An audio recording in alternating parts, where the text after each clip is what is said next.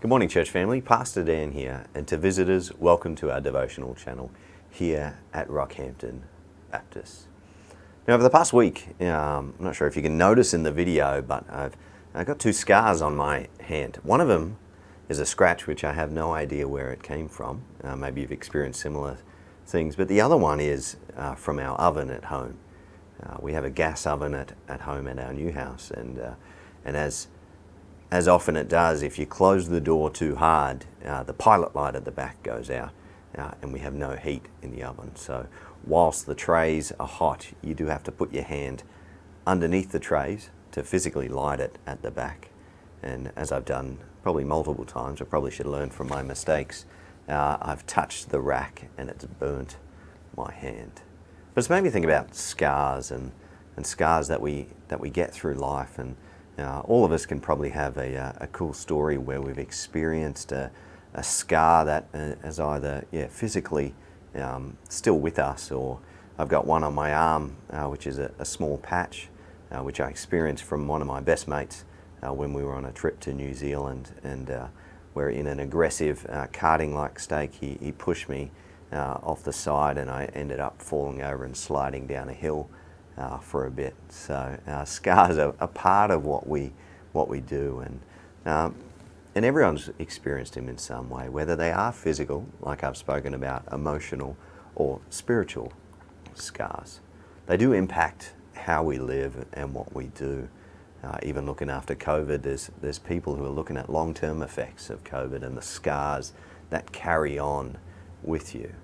They're part of life. They're part of experience of life in this world. So it drew me to Paul when he talked about the scars and the thorns that he had to experience in ministry. So let me read you from 2 Corinthians 12, verses 5 to 10. That experience is worth boasting about, but I'm not going to do it. I will boast only about my weaknesses. If I wanted to boast, I would be no fool in doing so, because I would be telling the truth. But I won't do it, because I don't want anyone to give me credit beyond what you can see in my life or hear in my message. Even though I've received such wonderful revelations from God, so to keep me from becoming proud, I was given a thorn in my flesh, a messenger from Satan to torment me and to keep me from becoming proud. 3 different times I begged the Lord to take it away. Each time he said, "My grace is all you need. My power works best in our weaknesses." So now I am glad to boast about my weaknesses, so that the power of Christ can work through me. That is why I take pleasure in my weaknesses, and in the insults, hardships, persecutions, and troubles that I suffer for Christ. For when I am weak, then I am strong. Such an interesting perspective Paul provides here. When we receive these scars, whether physical, emotional, or spiritual, they impact what we do. They impact our ministry. They are a weakness that we can see. I think if our bodies were perfect and we were in a perfected state, we wouldn't receive scars. We wouldn't be damaged or receive any imperfections. But these scars that we receive, they remind us that we are weak. They remind us that our bodies are actually not perfect. They're not the way they're actually designed to be. And Paul speaks about that in that weakness, he is strong. It's in that weakness, it reminds him to rely on God.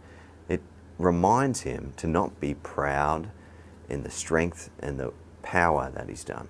Now, Paul was quite a significant person in the New Testament time. He wrote most of the books that we have now in the New Testament. So he had a lot of boasting that he could have done. He planted various churches that have impacted our faith today because of their growth and significance in the kingdom. And he could have boasted about all of that. But he's actually boasting in his weaknesses. That in his weaknesses, he finds strength. That in his weaknesses, he actually relies on God for that. But he was still able to achieve all that God wanted him to do. His perfect line there is each time he said, My grace is all you need.